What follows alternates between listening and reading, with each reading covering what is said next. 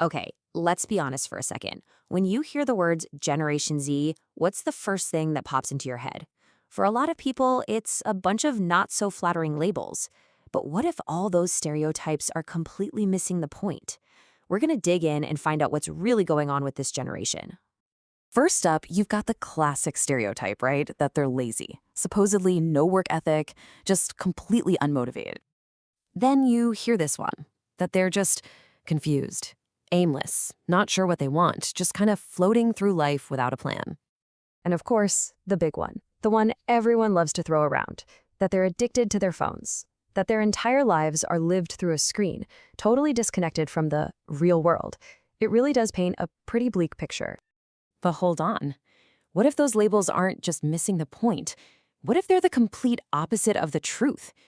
What if this so-called lost generation is actually the most powerful one we have ever seen, and the world just isn't ready for what they're about to do?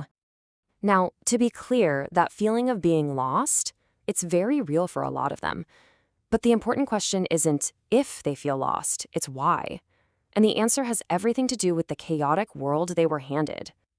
I mean, just think about the world they inherited. They're growing up where a stable, lifelong job feels like a complete myth, where relationships can seem so temporary, where things like buying a house or just being financially secure feel, well, impossible. And all of that is happening while it feels like there's a new global crisis every single month. When you look at it that way, feeling a little lost doesn't sound so strange, does it? It actually sounds like the most logical response. But here's where the entire story flips. Because that feeling of being lost, it's not a weakness. It's actually the source of a hidden, almost unbelievable strength. See, for a long time, feeling lost was seen as a personal failure. Something was wrong with you. But for Gen Z, it's this huge shared experience. It's a collective response to a world that just feels fundamentally broken. And this is the new perspective we have to understand.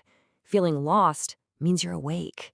It means you're seeing all the old systems, all the old rules and traditions, and you're realizing they just don't work anymore.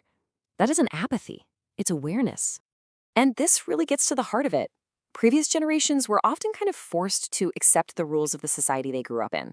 Gen Z, though, they are the first generation to have both the tools and the mindset to challenge and break every single one of them. So, what does this mindset actually look like? Well, it means questioning everything, from the 9-to-5 job to how society is structured. It means adapting at lightning speed, because constant change is literally all they've ever known. And maybe most importantly, it means they are not waiting for permission to build, create, or change things. And this isn't just some vague attitude. It's turning into a real-world revolution.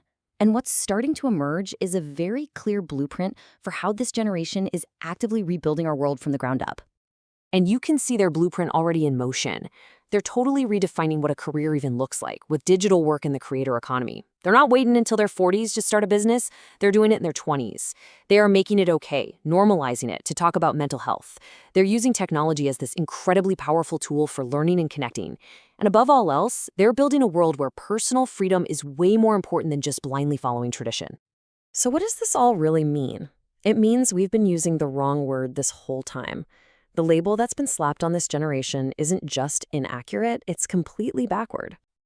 Let's just be crystal clear about this. Gen Z isn't lost. They know exactly where they are, in a world that wasn't built for them. And because of that, they're the ones drawing the new maps. So maybe the issue isn't that Gen Z is confused or lazy.